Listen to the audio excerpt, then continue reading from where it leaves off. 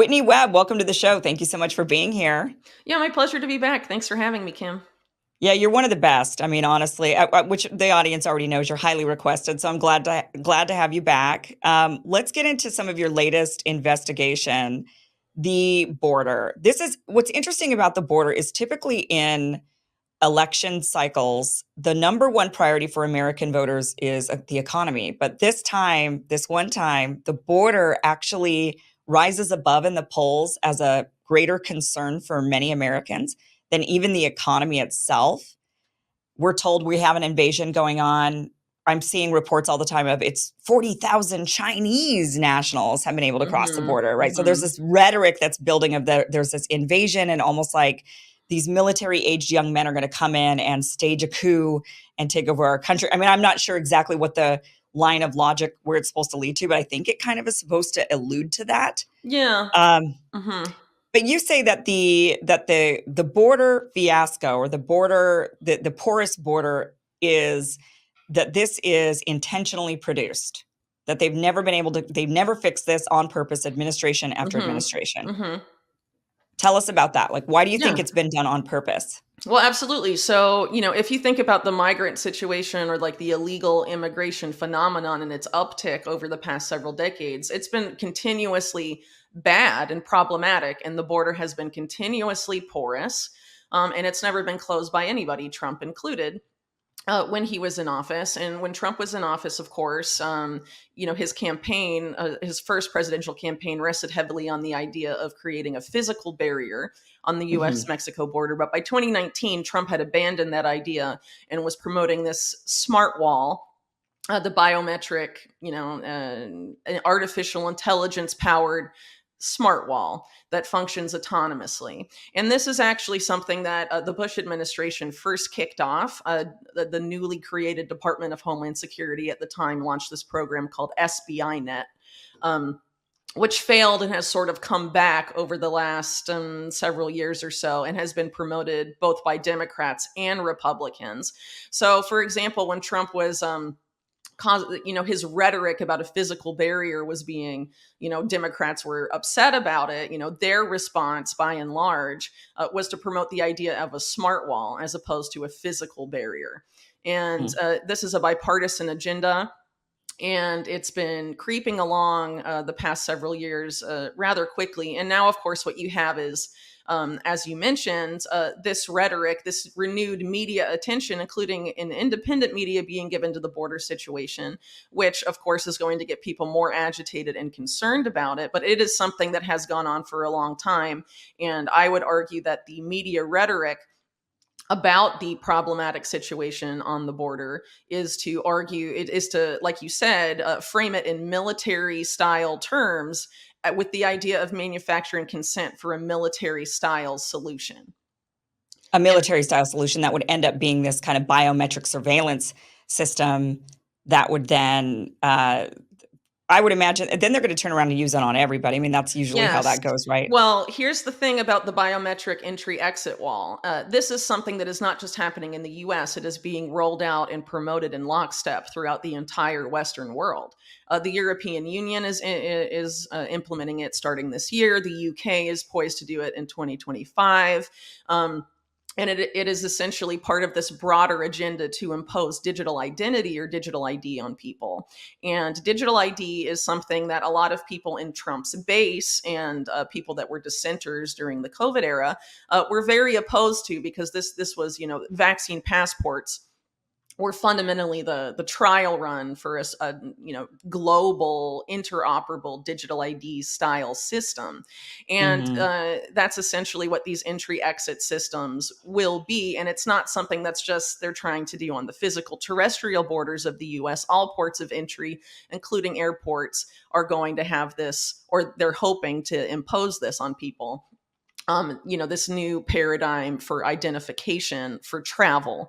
And obviously, as was reported during, the COVID era with the vaccine passports, the goal is not just surveillance, but restricting people's freedom of movement on, in the case of vaccines, whether or not you've been vaccinated. But that, of course, opens the door to anything, potentially even, your social media posts or your online activity, your travel should be restricted, or from the the net zero carbon market side of things. If you've if you've, spent too much, you've traveled too much this year and your carbon footprint's too big, your travel's being restricted and all of that functionality is currently being marketed to the exact segment of the population that was against it during COVID, and they're trying to frame it with rhetoric, and with crises where they think they'll consent to this system, because obviously the digital ID system only works if there's mass compliance to it. Oh, this is so frightening. So the very people, those of us who are very much against vaccine passports and mandates, but mostly the passport, because the passport created the mandate. I mean, you could skirt a mandate potentially, if, especially here in this country, it was like the paper. You just got the paper from the doctor if you got a vaccine, and those were easily faked, or people just say, "Oh, I lost mine, I had it," right? But when it comes to a digital COVID passport, then you wouldn't be able to go, there would be no way to really fake it very easily, right? It would be on your Yeah. digital ID, and that would allow, and then they could say to you, well, we're not allowing you on any public transportation. We're not allowing you to travel. We're not allowing you into the movie theater or to these restaurants, because when we scan your digital ID, you don't have proof of vaccination, right? Exactly. So The a lot of man us were very not okay with that. But what you're saying, and this is so scary and interesting, that now with this, but the border is more of a right wing, that the very people who are against those vaccine passports are often the same people who are very concerned about all of, like, the Chinese nationals coming in through the Mhm. border and the invasion at the border. And so you're saying that the way they're going to enact this, it's not just like, because when I think of a border biometric security wall, I kind of think, are they just going to put a bunch of cameras up? I mean, what are they going to, I don't even, what, I don't understand the tech that they plan to implement. I'm sure you do better than I do, but you're saying that part of that would be this kind of digital ID that's created. They would be able to then sell to the public, look, we've got to keep America safe. Oh, absolutely. And that's how they're going to sell it to the right. And they're also going to sell it sort of as a private sector initiative as opposed to a public sector initiative. But remember, all of this stuff, the digital ID agenda included, is a public private partnership. ID Right. 2020 and those groups, that's how they function. It's a public private partnership. And so the public sector leaning rhetoric appeals to the left, private sector leaning rhetoric appeals to the right. And the other ways they're going to try and pitch this to the right, and they're already doing it, is not just through increased border security, but as an answer to the voter ID issue. Vote with your Right. face. And this is already being promoted by people like Trump's lawyer, Alina Habba, and people like that on the podcast circuit, saying, why don't we have Clear, Clear being like the company at airports alongside TSA, where you can scan your eyeball, not unlike WorldCoin, and get through security faster. She was like, why not do that for voting? This is the beginning of them trying to manufacture consent to Trump's base, or rather right-leaning populists, for the same exact digital ID system that they were opposed to during COVID. Because Clever. it's very clever. And this is why I would encourage people to look at the current border situation as something that is being intentionally manufactured also by the Biden administration, because this is something where the Biden camp and the Trump camp agree. And precisely this intentional policy on the part of Biden's DHS is creating the situation whereby the solution that both parties want can be imposed, but the opposition, in this case, Trump, can write in and offer this solution, and his base will be clamoring for it, even though it's the exact same type of framework that was proposed during COVID. And of course, as you pointed out, the mandates were to force people to onboard onto this. So if you can't vote without digital ID, you can't get a job without digital ID. You have to prove you're an American citizen, right? Not a migrant. But the only way to do that now is with smart ID, just like the kind that Ron DeSantis, who was, opposed to all this COVID era stuff, he's already having that roll out in Florida, called exactly Florida Smart ID. And it's being produced by a World Economic Forum strategic partner based in France, Thales. So, I mean, regardless of their rhetoric, we need to pay attention to their actions. And both parties are leading us to this technocratic system. You just have some where it's being framed as a UN public sector effort, and then the ones where it's being framed by private sector Silicon Valley oligarchs like Peter Thiel and Elon Musk, who are building the same exact kind of systems for the quote unquote deep state that Trump supporters are supposed to revile. And it's precisely a Peter Thiel funded company that's building the smart wall right now. And there's a lot to be said about that, because the amount of connections to the CIA in that regard are truly Mhm. staggering. And so if Trump supporters knew that they're being tricked into supporting a CIA front company border wall as a way to stop migration, that's not just about keeping migrants out. That's also about, intimately tied up with the war on domestic terror agenda, which I think a lot of these people should know by now is directed mainly at them. And a lot of the groundwork for that war on domestic terror that's aimed largely at constitutional conservatives, but really also people that would be most likely to protest against government overreach. It says in the documentation that it's just about not just about targeting people on the right, but people on the left as well, if they get in the way of government policy. This system being built by Peter Thiel through Palantir and some of these other companies that are, military and intelligence contractors. The groundwork was set under Trump. It's been expanded under Biden. This is a two-party agenda to curb domestic dissent, and they have been building it for a very long time, obviously supercharged after 9/11. They're essentially being, sheepdogged into a situation where they're cheering on their own prosecution. Oh man, I don't know what I'm more afraid of. I don't know if I'm afraid that these people are this smart that they're able to manipulate population so easily. Just it's kind of just pick their soft point, right? With the left, it was COVID. They were worried about killing grandma. They wanted everybody to have these digital IDs, essentially these COVID passports to stay safe, right? It's always under the guise of we got to stay safe. And then they realized a bunch of people weren't going to fall for this. They weren't falling for it. So they said, oh, well, we'll find the thing that they can fall for. They will fall for the border. They'll fall for Hmm. voter ID. Hmm. I don't know if I'm more afraid that they're this intelligent that they're able to suss that out, or if we're that dumb, if we're if we're so that we just keep falling for things over and over and over again. I mean, just like with the military industrial complex, these endless Hmm. wars that we're in, for Americans, especially the Vietnam War, protesting boots on the ground. We didn't want boots on the ground. They started scaling them back.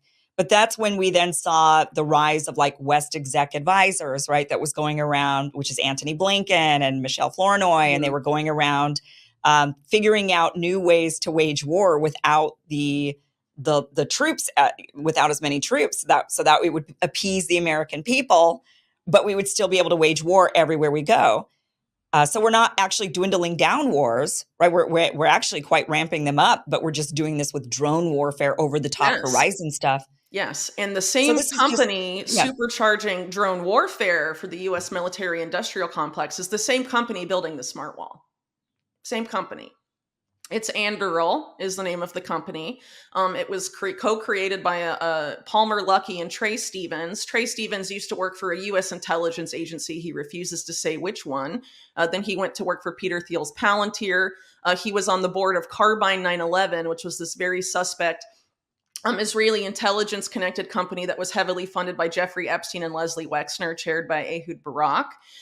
Trey Stevens then was a key figure on Trump's Department of Defense transition team, and essentially set up a lot of the policy agenda for Trump's Department of Defense during his first term, and then teams up with Palmer Luckey. Palmer Luckey having been the creator of the virtual reality system Oculus Rift. That was sold later to Facebook, which of course Peter Thiel is very much responsible for the rise of Facebook, if not more so even than someone like Mark Zuckerberg. Facebook would not have become the company it was today without Peter Thiel backing Hmm. it earlier than anybody else, and he was on the board for a very long time. And at the same time, by the way, that he was, creating and overseeing the rise of Palantir with the CIA's NQTel. So Palmer Luckey and Trey Stevens. It's Anduril is funded by Founders Fund as well, which is also Peter Thiel, and invested in Carbine and a lot of these other defense companies that are framing themselves, of course, as America first, and all of these things, and trying and basically taking the contracts, military contracts from companies like Google, when Google engineers, for example, protest about the Pentagon's use of AI drone warfare, and selling that to, for example, Israel and its wars on Palestine, and things like that. When there's those protests, Palantir, Anduril, all those guys come and scoop it up and say that we're making America great again. But really, the interest is about is the same thing that people like, the guy that created Blackwater, Eric Prince, has been pitching to the Trump camp for some time now. The idea of privatizing our foreign wars that will be Hmm. saving taxpayer money and all of this stuff. It's this play again from public to private, just like we get ping ponged from one party to the next. Oh, the answer is the opposing party from the one that's made this big mess we're in now. But really, both parties are working together to make the mess. And it's the same type of ping pong between Democrats and Republicans, between the public sector and the private sector. People forget there is a revolving door between both sectors, and it is the same group that is leading us into this agenda. Both parties, both sectors, they all collaborate, and you can't really tell where one ends and one begins at this point. It's really just rhetorical differences and maybe some narrative differences, but it's all, superficial and public facing at this point, to try and get people to really just to follow through with the age old divide and conquer Yeah. playbook. That's essentially I, what's happening here. But well, Anduril is a very spooky company. They've been supplying autonomous drones to Ukraine, where no humans are involved in the mass murder of people based on AI facial recognition. Of course, one of the other companies that Peter Thiel has helped create is Clearview AI, which has also been contracted by the Ukrainian government and is presumably being used by this, which scraped all of the pictures off of Facebook, again connected to Peter Thiel, and has been using those pictures to create the largest database for facial recognition in the world, presumably. And it's coming together to basically create a totalitarian surveillance nightmare, yeah. brought to you by Peter Thiel and the CIA. This week, I mean, I'm so glad we're talking about this stuff, and I think this is going to resonate because this week alone, I think many of us watched the collapse of the narrative that the right was the free speech anti-war party, right? There was this period of Mhm. time where it was Democrats pushing all of these anti-democratic, anti-free speech things for so long that people started turning to the right, because you had people like Governor Greg Abbott saying, like, I'm for free speech on college campuses, like back in 2019 when Democrats were wanting to crack down. And Yeah. then we see this week, right, Greg Abbott going and sending in an entire military unit in order to crack down on college protests, and directly saying the reason wasn't because they were violent, but because they were quote unquote anti-Semitic, right? So he was saying it was because of their speech that he went after them.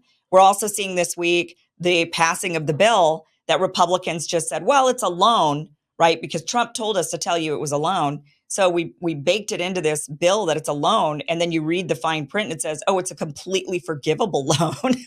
The president just has to say, never mind, you don't have to pay us back.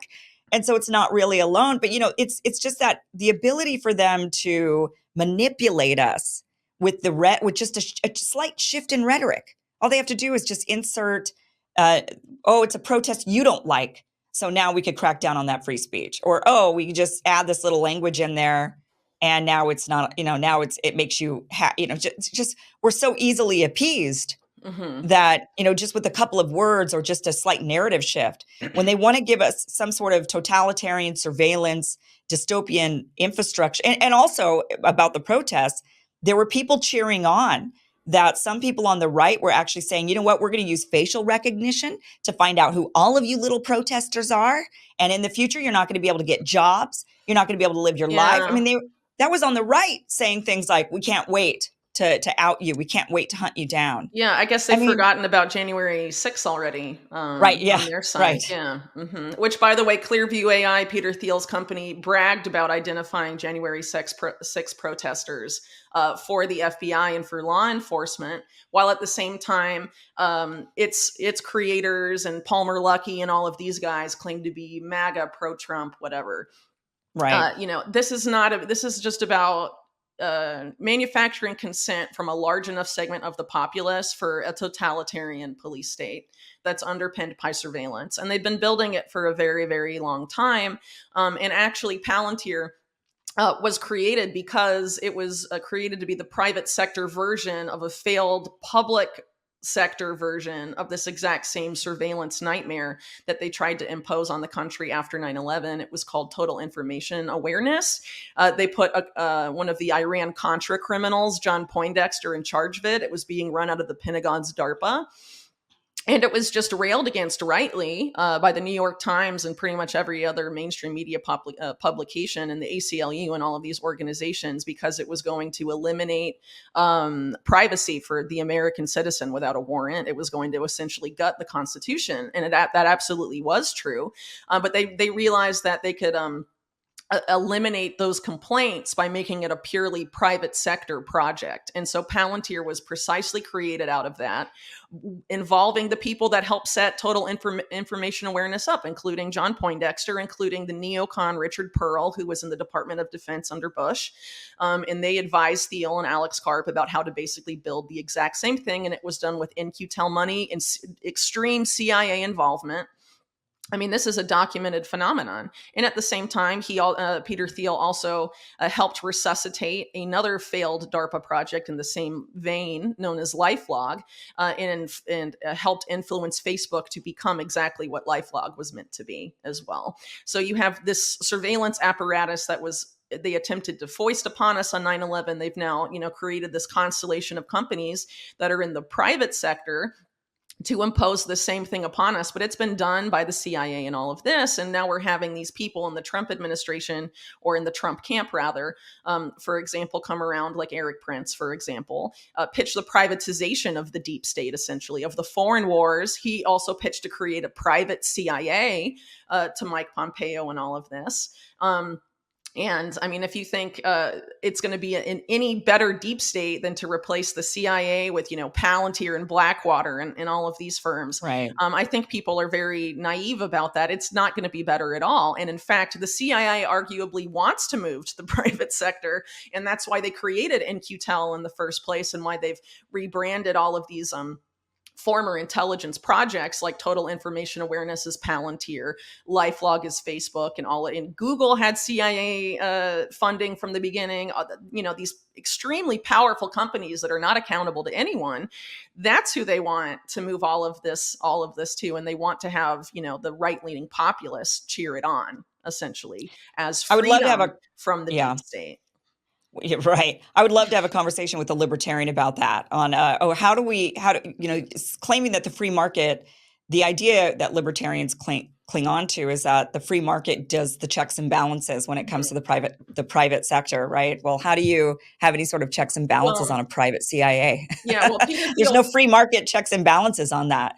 Well, Peter Thiel frames himself as being a libertarian, but he's created the most powerful and dangerous tool for the deep state ever. That's what Palantir is. And I mean, even the New York Times referred to it as the all-seeing eye, knowing everything about you. And it's specifically designed to usher in a pre-crime surveillance paradigm. And in fact, the pre-crime surveillance paradigm, in terms of its legal underpinning, that was brought in under the Trump administration. Attorney General William Barr legalized pre-crime in the United States. And that's why we've had a few cases over the past few years of people being arrested, and in some cases even, shot at by police and killed for their social media posts. That was all done under the Trump administration. And there was also an effort that was being pitched to Trump by Jared Kushner and Ivanka to create this agency that Biden actually ended up creating, called HARPA, the Health DARPA, an ARPA for health, but Biden called it ARPA-H. He moved the H to the N to make it look slightly different, I guess, than what was being pitched and fielded in the Trump administration. But the flagship program of that was called Safe Homes, which is an acronym for something. And essentially what that program was to have artificial intelligence comb over all of American social media posts to look for early warning signs of what they called neuropsychiatric violence, as a way to stop mass shootings before they start. So if your social media post suggests that you may commit a crime in the future, you could have your guns taken away. You could have be ordered to attend like a court-ordered psychologist. You could go to preventative prison. This is a Republican administration considering this proposal. And the problem is that both parties, as I've tried to write very extensively about, 2 books on the subject, both parties are essentially organized crime. They're run by the same mafia, essentially. And what they agree about is imposing neo-feudalism on Americans and taking our freedom and our money away. And they agree on war. There's a Exactly, few but things they agree on. Yeah. that's part of the wealth transfer in the elimination of individual freedoms. Because when countries are in perpetual wartime, just look at World War I and World War II. People's freedoms and constitutional protections disappear. It happened for Japanese Americans in World War II. In World War I, it was just as extensive as that, really. I mean, they deputized regular civilians to go around and pull people out of their houses and say they were enemies of the state for being German Americans and stuff in World War I. There's a lot of forgotten history there that I think people should go back and perhaps revisit, because this is what governments, not just the United States, but including the United States, routinely do when they say, there's a national emergency and there's war. And in the Reagan administration, the same people like Oliver North, for example, that was involved in Iran-Contra, and resurfaced in the Trump administration to propose the creation of a private CIA with Eric Prince. He was one of the point men in this idea of continuity of government, or the continuity of government protocol, that was sort of came out to an extent during the Iran-Contra hearings. And what that was about is that if the government declared a national emergency under like the vaguest terms, and one of the examples of something that could trigger this was a nationwide nonviolent protest about U.S. military intervention abroad. So a massive nonviolent protest against war, they said, could trigger this. Would be, the same pre-crime paradigm, the idea of rounding up potential troublemakers before they could cause a problem and prevent the continuity of government. And so what people don't understand is that the deep state, I think a lot of people, just because of the rhetoric from independent media over the past several years, I think it's been intentionally cheapened so people don't understand what the deep state is, or what the CIA even is, and how it works. And, I think all of these very damaging entities and very problematic entities in the US government seem to be making this calculated move to the private sector to be held up sort of as saviors. They're going to collapse the public sector, the problematic parts of it. Because people know it's been found out, and trust in mainstream media has collapsed. Trust in the national security state has collapsed for a huge swath of Americans. So how do you continue with the exact same system of business as usual, but have people think that they've won? And I think that's what we're seeing right now. And I think the reason they want to do this is because when people think they have won, they are compliant. And the people they want to be the most compliant for them are the gun owners in the United States. So how do you make, the majority of gun owners in the U.S. more compliant? You make them think they won. You put someone that you've marketed to them as their guy in the White House. And they did, Trump, when he was in office, he did Operation Warp Speed. He agreed to lock down the country. They printed trillions of, an insane amount of government debt, Steve Mnuchin. Yeah. And the Federal Reserve and all of these guys just printed an insane amount of money. It got handed around for BlackRock to hand out. And Larry Fink had advised, had helped manage Trump's wealth before he was in office, and they have a very close relationship. And, that's complete cronyism. And now we're dealing with the effects of inflation because of, what happened during COVID. And all that stuff was really continued by the Biden administration. To think that Trump's going to come in and be any different than he was last time, again, I think it's naive. And I think Republicans that can't see that have fallen victim to the same sort of psyop, really, that affected, progressives and left-leaning people during Obama, who became apologists for what Obama was doing in his second term, even when it came out that his entire cabinet was picked by Citigroup during the worst part of the U.S. financial crisis, and that he was starting war after war and having Hillary Clinton run the State Department. And people were like, oh, well, if people would just cooperate with Obama, or he has all these traitors in his government. I mean, it's the same exact rhetoric that people are putting out to apologize for Trump.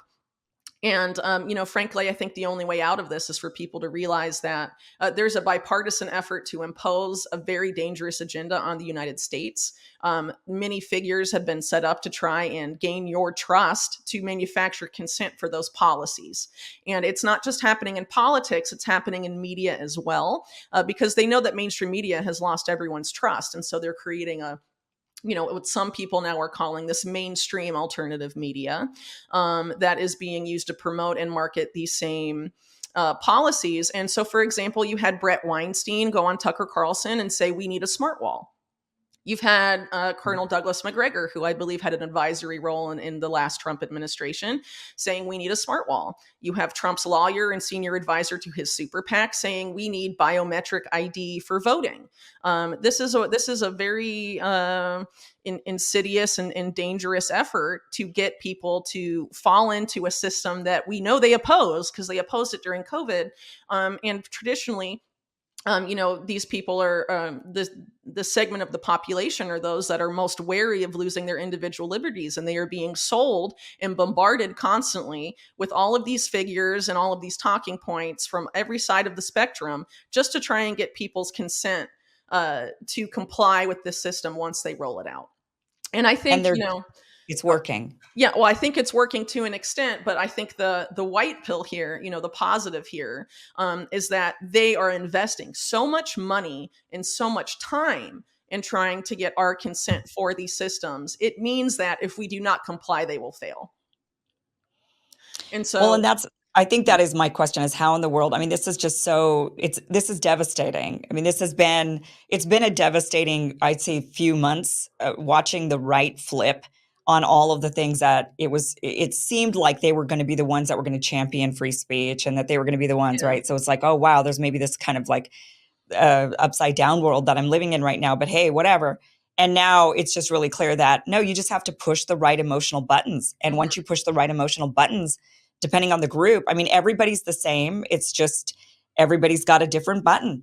That's what it seems like. And where are the true free speech, the true freedom loving people that say, I don't care if they're protesting on January 6th. I don't care if they're protesting on the college campuses now. I don't care if it's BLM, Free Palestine, Trump, no lockdowns, and Trump won the election. Whatever pick your protest. I just want the people who believe that these people have that right, regardless of what their viewpoint is and whether I mhm. agree with them or not. But where are those people? I mean, it just seems like we're losing. I don't know if we've changed. I don't know if we've just never really truly held that as an actual value in our culture.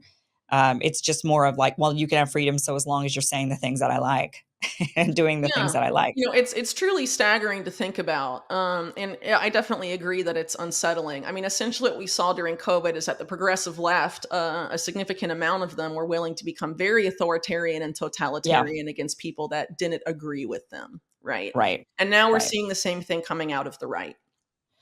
Yeah, And that, yeah, does speak to very dangerous tendencies that exist within both parties. And I think, just think back to what was going on during the US financial crisis in 2008. Occupy Wall Street, protest against Iraq, when you had people, from left and right collaborating together. And think about how far we've fallen since then, and everything that's happened, and that's been done to try and manipulate people to this current state of mind we're in. I definitely think, I don't think I'm the best person to do it necessarily, but I think there needs to be some analysis of how we just got so far away from that, and came to where we are now, where we have people claiming to care about freedom and other people, and the what's best for the common good, and all of this, willing to just give into authoritarianism whenever their emotional whenever their emotional buttons are pushed. That's yeah. very dangerous stuff. And we've seen what happens when those kind of governments come in places like Latin America in the 1980s. A lot of people probably know by now that I live in South America. I live in Chile. There was a US CIA-backed dictatorship here. And, some people on the American right today glorify it and make memes about throwing people out of helicopters.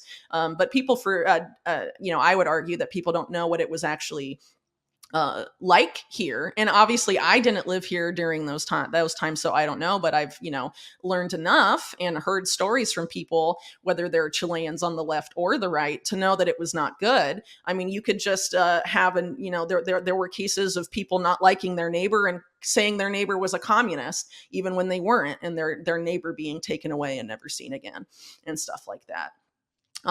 This kind of system, if we usher it in, it will be, or allow it to be ushered in, it will be used to go after dissent on the right just as much as the left, and vice Yeah. versa. It will be anyone that stands in the way of this totalitarian machine, will be on the chopping block, and we can't allow that to happen. And I really hope people wake up to this ruse that's being used against us. And unfortunately, when it's an election year, all sorts of stuff gets thrown at people, and it's really a big test for the American public, I would say. And I really hope people see through it, and at least to an extent learned, some lessons from the COVID era. But sometimes it's hard to know. But again, I think online rhetoric is being manipulated to unprecedented degrees. And during the COVID era, a lot of our discourse, especially our political discourse, was forced online, and our social discourse as well. If you unplug and start talking to people in your real life and in your neighborhood, you will find that you have a lot of stuff in common, and people agree about a lot of things and oppose a lot of the same things. A lot of this Yeah. division, this anger, this hate is being generated in unprecedented ways, online. And you have a lot of our online discourse. Take Twitter, for example. It was taken over and is controlled by someone who is a major contractor to intelligence agencies and the military. Yeah. And the military has invested millions upon millions of dollars to manipulate people on social media for the benefit of the so-called deep state. In fact, the Air Force had a contract in like 2014, paying I think over $100 million to find out and develop algorithms to use social media to control people like drones. That is very telling. And so I think the more we can get, maybe try and keep yourself informed as much, to an extent, but we have to protect ourselves against this unprecedented barrage of psyops, frankly. And I think one of the ways to do that is to know these broader policy agendas that are sort of held within these, Agenda 2030, the Sustainable Development Goals, of which this digital ID biometric entry exit system is a core part of that. Without digital ID, none of it will work. But if we Yeah. allow digital ID, in comes the programmable, surveillable money, which is not just coming from central banks, it's coming from the private sector as well. So people that were anti-digital ID, like Ron DeSantis, but now pro-digital ID, he's anti-CBDC, but he'll be pro programmable and surveillable money if it's issued by JP Morgan as opposed to the Right. Federal Reserve. That's not any better for anyone at the end Right. of the day. So we need to be vigilant about these policy agendas and start, putting up barriers about all this rhetoric that's being used to manufacture consent. If we know where they're trying to take us, where both parties are trying to take us, we can look for those signs and know not to trust the people selling us those policy Yeah. agendas that are going to lead us to totalitarianism. I think it's also a self-awareness that we need to have. We need to develop rather than like I'm better than you. It's kind of like Mhm. we sort of have this feeling like, well, that won't happen to me, right? Sure. Yes, the left went authoritarian crazy and they Yeah, fell the for right this would digital never do ID. that, right? Right, like, we Mhm. would never I'm above that. I mean, it's even sort of the American exceptionalism of believing, like, our country could never have another revolution or our country could never fall, like, into dictatorship like the Latin American countries. We're better than that, we're smarter than that. Yeah. It's those ideas those beliefs that we have at our core of this exceptionalism that I think then allows us to be blindsided by when and then here we are, then suddenly we are in a dictatorship without Mhm. freedoms in this country. The right is now Yes, screaming for digital IDs to protect the absolutely. border and for Mhm. voting. I mean, we just have to wake up and say, no, I am not better than my neighbor that fell for it the first time or last time. I could fall for it next time. I just need to stay vigilant and know that these people are crafty, they're clever, they spend millions of dollars on analysis to find out what is the button that they can push for me specifically, Mhm. right? For each of us, Mhm. and that we should stay weary and diligent and say, whatever my fear is, that is what they're going to play Yeah. into. They do it every time, whatever Mhm. our fear is. Oh, you don't fear Ukraine and Russia, fine, but you fear China, right? So now we're gonna usher you Mhm. into more Mhm. war, but on a different side of the globe. I mean, this is how they do it, and I think we just have to have a Yeah. lot of awareness on that. I want to talk about Robert F. Kennedy Jr. and Nicole Shanahan because this is the big question now is, okay, if Biden, we've already seen what the Democrats have been doing over the last few years. We already know that they're authoritarian and totalitarian and want all this surveillance. Trump now, unfortunately, it's become a lot clearer to a lot of people that Trump is no different, willing to usher in the same things, willing to print a bunch of money, willing to spend money on wars. Then we've got what are our options here? What do we do? We're coming up on an election here in November. We've got pretty much three choices, three more. I mean, there's definitely other options out there, other people running for president, but we really have like three viable options potentially. But Robert F. Kennedy Jr., Nicole Shanahan, you say, are no better. I haven't really been paying a ton of attention to everything Robert F. Kennedy has been saying as part of his platform. I know some of his rhetoric is relatively similar to what it was before he ran for president on certain issues, but obviously his stance on Israel and the Gaza war, as it relates to his supposed anti-war stance, has shown that in my opinion, if you can be pressured by something by the Israel lobby, then, the big pharma lobby or any lobby will just go through Israel to manipulate you in your candidacy or your presidency. So I think, that's very disturbing. And if he, I know that recently he has gone around saying stuff that he said before about how, endless war is bad. It's fueled by money printing. And, this benefits people like BlackRock. But BlackRock, and he'll talk about that in Ukraine. But I mean, a lot of these same entities it's the same with Israel in their war machine. And so if it's going to be okay for one country to do it and for us to print money and then give a lot of that money we're printing away to Israel with no conditions at all, the situation can arise where that same stuff could happen for any country. If you'll allow it for one, you can be pushed to allow it for more. So, I find that extremely disappointing. I think there is no anti-war candidate in the race, as much as people would like to think that. But obviously, if you're willing to overlook the use of artificial intelligence by the IDF to wantonly murder people who have no provable ties to Hamas, and to also ignore the fact, I was on RFK Jr.'s podcast a few years ago talking about the CIA connections to the Ukraine conflict and how, Azov Battalion and a lot of these other entities have intimate CIA connections, and how the CIA may have helped instigate that conflict to begin with. And he was very open to that. But the idea that, Netanyahu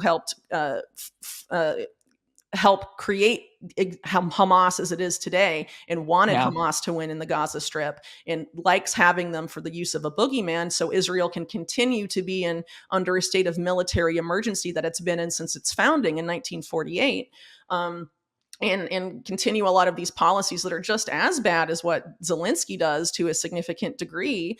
I find that very, very, very troubling and unsettling. And as far as, wanton money printing goes, Nicole Shanahan was managing a project not that long ago about how to enable more quantitative easing on the part of the government, quantitative easing being central bank money printing, by enabling carbon markets. And this is something also that RFK Jr. in the past has been promoting, the idea of solving global warming by unleashing the free market and all of this. And I find this really troubling as well, because if you actually look into where carbon credit trading came from, it is the brainchild of this man named Richard Sander, who is the father of financial futures, the father of derivatives, and also the father of carbon trading. And he was a senior vice president at Drexel Burnham Lambert in the 1980s when they engaged in the junk bond scandal that was led, by Michael Milken. And, that was a major financial scandal, caused major economic harm to the U.S. economy and a lot of other stuff as well. And Richard Sander, made millions off of that. And then right after invented carbon credit trading, and wants to create a private market for clean water and air and all sorts of stuff. And he's also the guy behind the collateral mortgage obligation, which gave us the 2008 financial crisis. And when people look at the existing carbon credit market, They've found time and again that most of the credits that are issued are completely worthless and meaningless. And even under their own metrics of saving the planet, they don't do anything to help the planet. So they've been criticized by people who don't believe in the climate change narrative and people who do. It's widely seen as being grift prone and fraud prone. And the answer that we've been given to that is instead to add an insurance later, so have, make a new market for the insurance industry and have them insure carbon credits so that the fraud and the grift and all of that can continue, but now you can get insurance for it. But it's not about saving the planet. This is about creating new markets. It's created and promoted by bankers, and frankly the people that are have created the UN Sustainable Development Goal system are bankers. It's people like Mark Carney, it's people like Mike Bloomberg, who may be best known for being mayor of New York, but he's a Solomon Brothers Wall Street guy. Yeah. And, these are the people that have essentially designed that. And it's not about saving the planet at all. It's about making a new market. And the idea that Shanahan would think it was a good idea to basically enable this type of carbon market as a way to, basically as a place to stuff US government debt that's generated by extreme fiscal irresponsibility, I think that is extremely troubling. I also think it's troubling as well that the person that she chose to put in charge, or rather manage her personal foundation, is a career person from Open Philanthropy, whose current venture alongside Shanahan's foundation is, funded pretty much exclusively as well by Dustin Moskovitz, the Facebook co-founder that the vast majority of his wealth is in Open Philanthropy as well. And Open Philanthropy was the sole funder of Event 201 before COVID, something that RFK Jr. has routinely criticized. So, perhaps even just as troubling is that Open Philanthropy, that particular organization, had a lot of ties to Sam Bankman-Fried of FTX and the broader effective altruist movement in Silicon Valley, which is a very troubling movement the more that you look into it. And it's one of those things that you see also with some of the UN Sustainable Development Goal stuff. This idea of hiding predatory policy behind a guise of altruism. That's effectively what, effective altruism is for a lot of these Silicon Valley oligarchs. Remember, Shanahan was married to Google's Sergey Brin. And it's also what the UN is doing, saying, oh, we're doing this to save the planet, and we have to implement these policies to save the planet. Digital ID is not going to save the planet, but it's within the Sustainable Development Goals that we're told we must implement, or everyone on the planet and everything alive will essentially die or boil alive. I mean, that's sort of the rhetoric that comes out of the UN for this. And on its face, it's completely insane, because if you look at the SDGs, only one of the Sustainable Development Goals deals with climate at all. The rest are about overhauling our way of life. And it's essentially about creating this totalitarian system. And if you listen to people like Larry Fink of BlackRock, who's been a WEF board of trustee and is involved with some of these UN efforts for green finance, and has also been, involved with the Biden administration and the Trump administration as well. He's on record saying markets like totalitarian governments.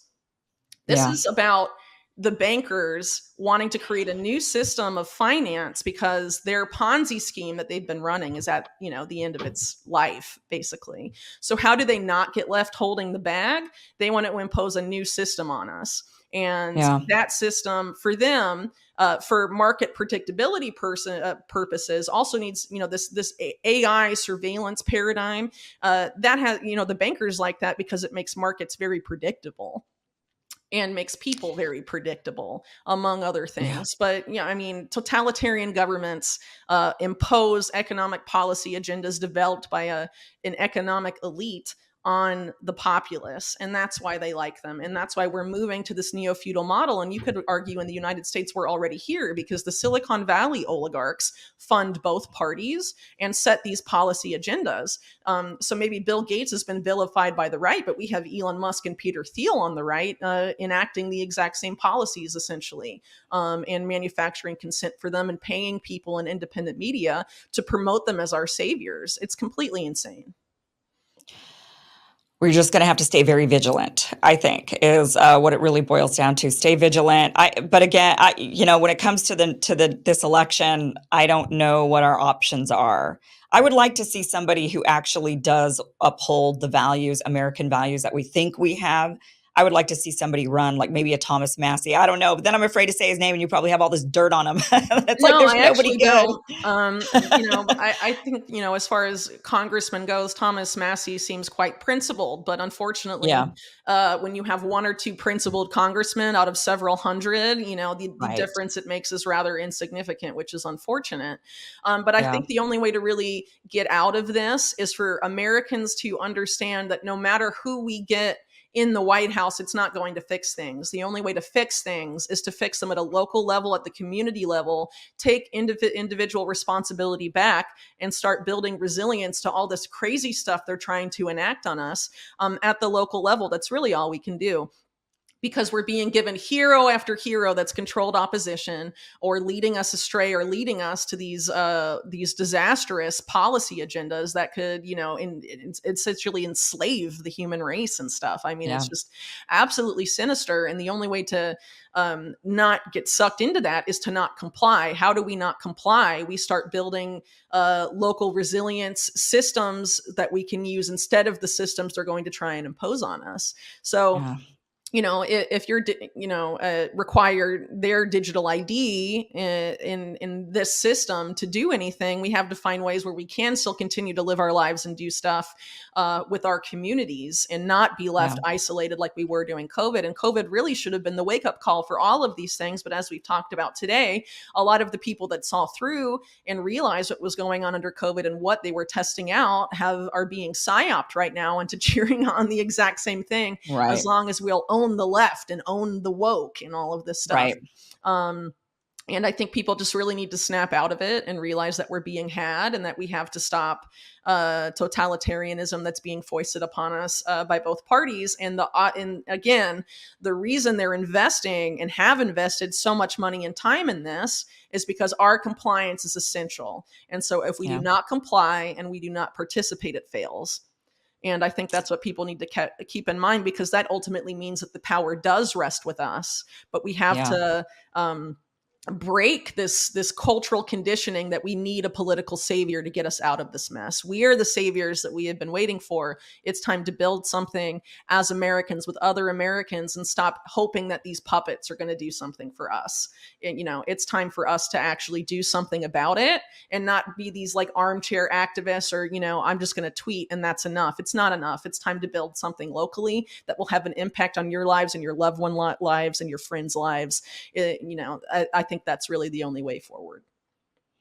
Whitney, thank you so much. Well said. Thank you so much for being here and giving us this insight, this eye-opening insight. I hope that this shoves people wide awake. Really appreciate it. Where can people? I do have the links down below to both of your recent pieces: Debt from Above, the Carbon Credit Coup, and also Manufacturing Consent, the Border Fiasco, and the Smart Wall, which we've talked about today. So I do have those links for unlimited hangout there. Is there anywhere else people can find you, or is that good?